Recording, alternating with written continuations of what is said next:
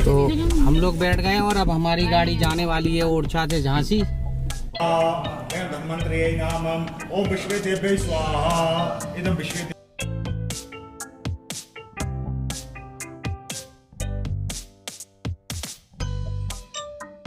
तो hey guys, welcome to our blog Hriday Rai. मैं हृदय राय की भांजी। आज का ब्लॉग मैं और मामा दोनों मिलके संभालेंगे। तो हम आप लोगों को दिखाते हैं कि अभी हम लोगों की मौसी के घर जाने की तैयारी हो रही है। उनके न्यू घर की ओपनिंग हुई है, तो उसमें थोड़ा सा बर्थडे का प्रोग्राम भी है और घर की ओपनिंग भी है, तो वो दिखाएंगे आप लोगों को कि कैसा क्या होता है। मामा की बहन मतलब मेरी मौसी है, ये राघव। हाय राघव। ये देखो इन लोगों का कितना सामान, इतना कुछ फैला हुआ डला है। जी मामा जी अभी तक तैयार ही नहीं हुए, मामी तैयार कर रही है मामा जी का। तो हम लोग जाने वाले हैं दीदी के यहाँ।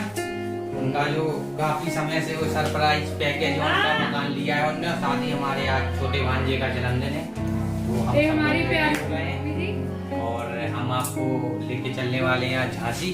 और बहुत मजा आने वाला। देखना ये है कि उस फ्लैट में स्विमिंग पूल है या नहीं है।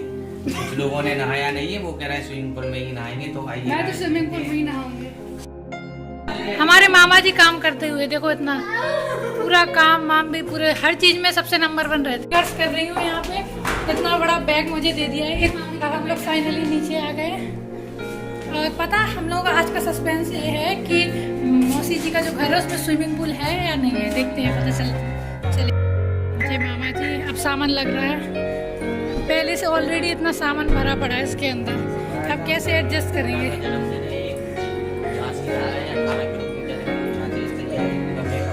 पूरे बाल कैसे सारे बदलने वाले। सोचो देशों में महंगाई इतनी हो रही है, सब महंगाओं की वजह से है। जरूर मामा जी के भी कम से कम 2 बैग हैं इसमें। मामा जी कम से कम पुत्र है। ये मामा जी का एक बैग तो पूरा इसका ही भरा पड़ा। इसको भी डिग्गी में लो, इसको भी रखो, अच्छे से काम करो। मम्मी आते हुए भी नहीं उठा पा रहे हैं।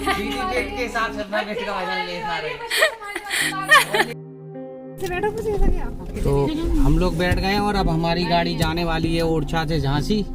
और आप देखो गाड़ी में कितना स्पेस है कि और भी 2 लोग आ सकते हैं इसमें। यहाँ पे खुशी देखो किस तरीके से देख रही है। बैठ सकते हैं आप लोग। मुस्कान देखो चश्मा लग गया क्योंकि हवा लगेगी ना धूप में। बोलो राम राजा सरकार की जय।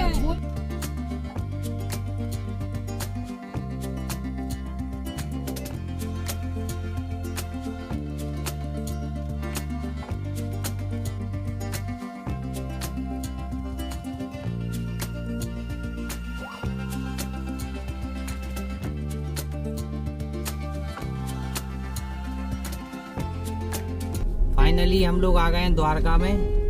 तो ये हम जाने वाले हैं दीदी जी के यहाँ। झांसी वाला द्वारका है। ये झांसी वाला द्वारका है।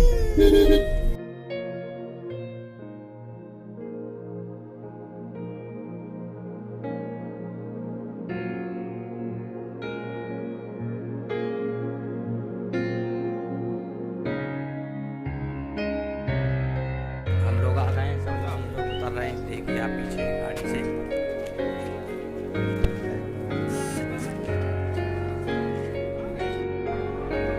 ये बहन जी का नया फ्लैट लिया हुआ है ने, 4 BH का बना हुआ है। जो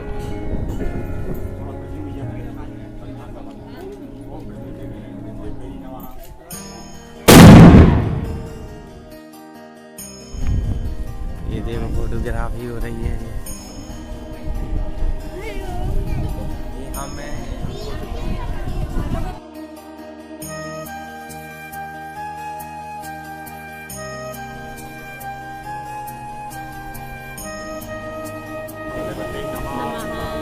ओम सिंह दुर्गा देवते नमः।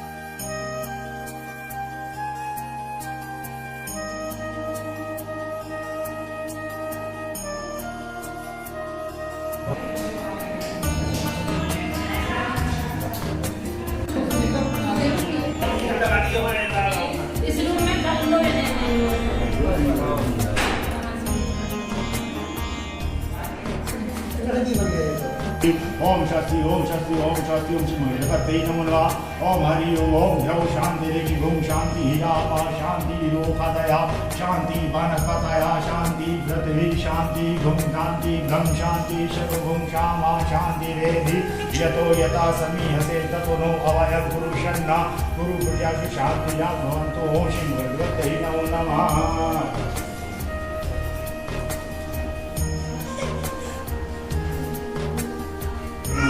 आपके पत्राहे निहिता प्रदर्शकां के मुख्य पत्नी सुन विघ्नं कुर्मे देवी शांताय शांताय शांताय मांगलेश्वर शर्मा शांतेश्वर ब्रह्मदेव गौरी नारायण नमोस्तुते।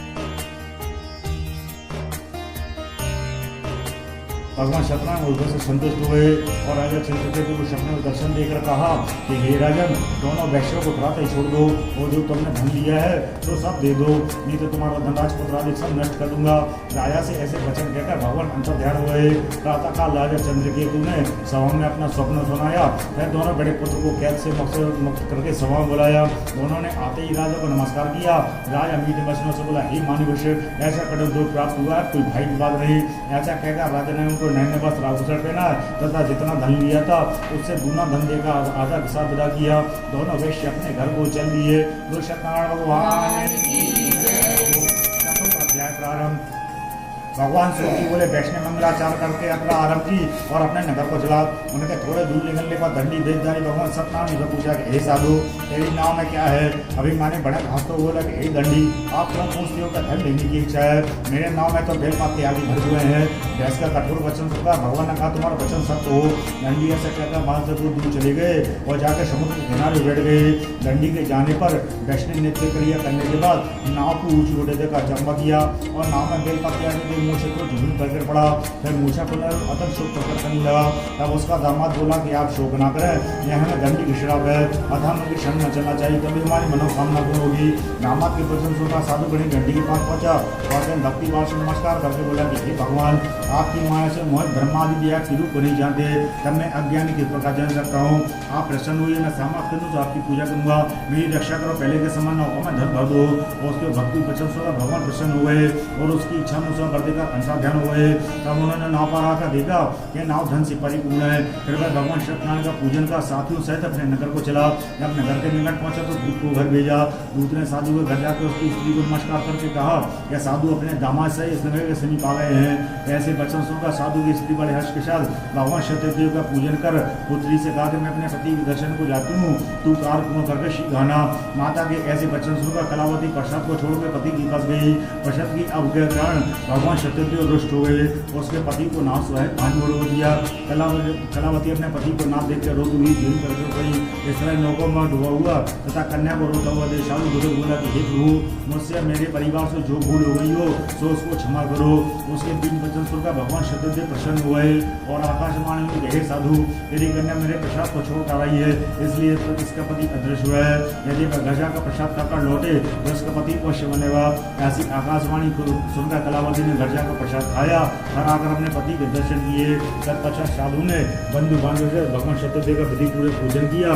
प्रत्येक पूर्णिमा को भगवान सत्यनारायण का पूजन एवं कथा करने लगा। और इस लोक का शुभ होकर अंत में वैकुंठ धाम को गया।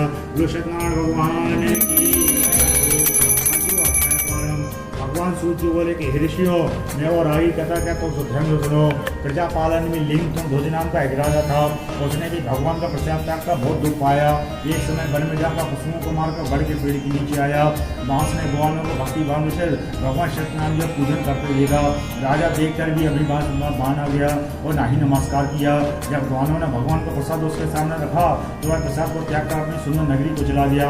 तब इसने अपना सब पुण्य नष्ट पाया। तो वह जान गया सब भगवान का किया है। तब वह विश्वास करके ग्वालों में समीप किया और विधि पूजन करके प्रसाद खाया। तो भगवान सत्यदेव की कृपा से सब कुछ पहले जैसा हो गया। फिर दीर्घ काल तक सुख भोगकर अंत में वैकुंठ धाम को गया।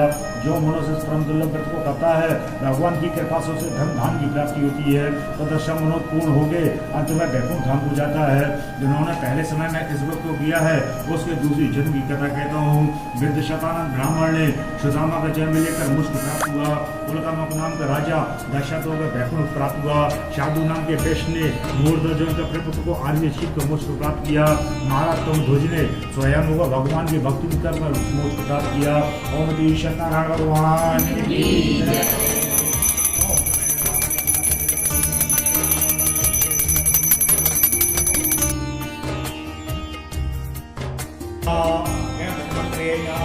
ओम विश्वेदेव्यै स्वाहा इदं विश्वेदेव्यै नमः। ओम प्रजापतये स्वाहा इदं प्रजापतये नमः। ओम अग्निसृष्टिकै स्वाहा इदं अग्निसृष्टिकै नमः। ओम